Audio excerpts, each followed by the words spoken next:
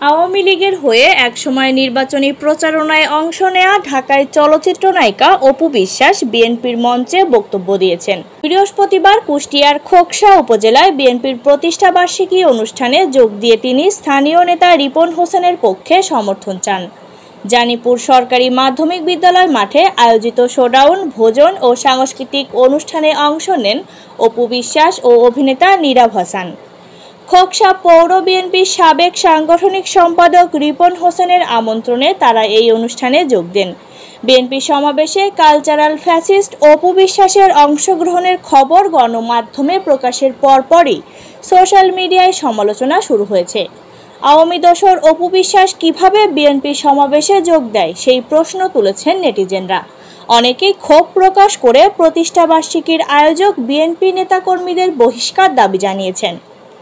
আব্দুল্লাল মামুন রাজীব নামের একজন লিখেছেন, অপু বিশ্বাসও এখন বিএনপি সমাবেশে, দুঃখজনক। এগুলো দেখলে খুব খারাপ লাগে। তারা কি আর লোক পায় না? অপু বিশ্বাসের মতো আওয়ামী সরকারের তেলবাজি করা এই নারীকে ডাকতে হবে। যারা তাকে ডাকছে তাদের বিরুদ্ধে ব্যবস্থা নেওয়া উচিত। এদিকে শুক্রবার 5 সেপ্টেম্বর রাত 8টার দিকে নিজের ভেরিফাইড ফেসবুক পেজে এই নিয়ে একটা পোস্ট করেন পরিমণি। সেখানে তিনি অপু বিশ্বাসের রাজনীতির সঙ্গে ধর্ম পালনের বিষয়টি টেনে এনে তাকে কটাক্ষ করেছেন।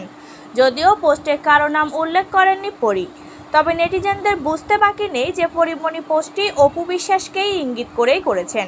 কারণ সাম্প্রতিক সময়ে একমাত্র অপু বিশ্বাসকেই দেখা গেছে বিএনপির মঞ্চে। সে একসময় আওয়ামী লীগের হয়েও সক্রিয় ছিলেন।